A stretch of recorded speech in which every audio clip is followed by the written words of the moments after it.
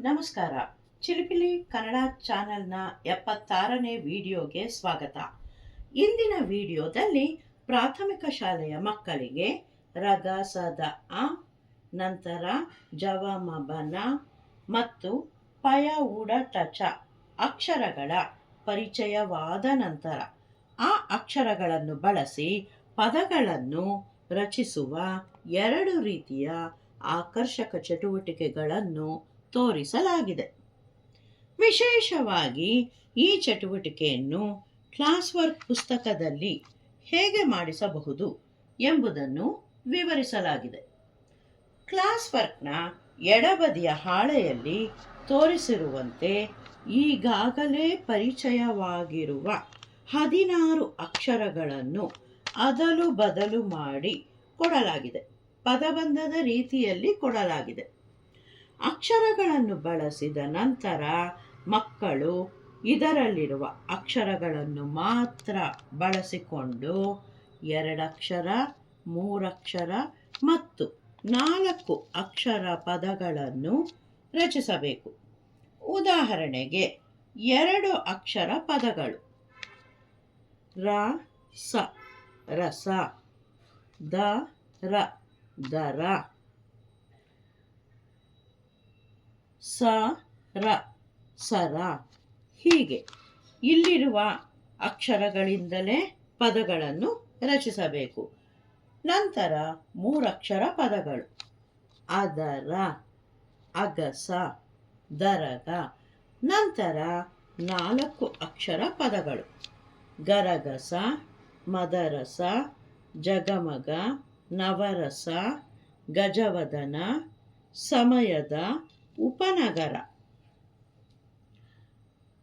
ಈ ರೀತಿ ಚಟುವಟಿಕೆಯನ್ನು ಮಾಡಿಸಬಹುದು. ಅದೇ ರೀತಿ 3 ಅಕ್ಷರ ಪದಗಳಾದ ನಂತರ ಇನ್ನೊಂದು ಚಟುವಟಿಕೆಯಲ್ಲಿ ಕ್ಲಾಸ್ ವರ್ಕ್ನ ಬಲಬದಿಯ ಹಾಳೆಯಲ್ಲಿ ತೋರಿಸಿರುವಂತೆ 16 ಅಕ್ಷರಗಳನ್ನು ಅದಲು ಬದಲು ಮಾಡಿ ಪದಬಂಧದ ರೀತಿಯಲ್ಲಿ ಬರೆಸಬೇಕು. ಈ ಪದಬಂಧಕ್ಕೆ ಅಕ್ಷರ ಮುತ್ತುಗಳ ಅಂಗಡಿ ಎಂಬ ಹೆಸರನ್ನು ಕೊಡಬಹುದು. ಈ ಅಕ್ಷರ ಮುತ್ತುಗಳ ಅಂಗಡಿಯಲ್ಲಿರುವ ಅಕ್ಷರಗಳನ್ನು ಮಾತ್ರ ಬಳಸಿಕೊಂಡು ಅಕ್ಷರ ಮುತ್ತುಗಳ ಸರಗಳನ್ನು ರಚಿಸಬೇಕು. ಆದರೆ ಇದಕ್ಕೆ ಒಂದು ನಿಯಮವಿದೆ.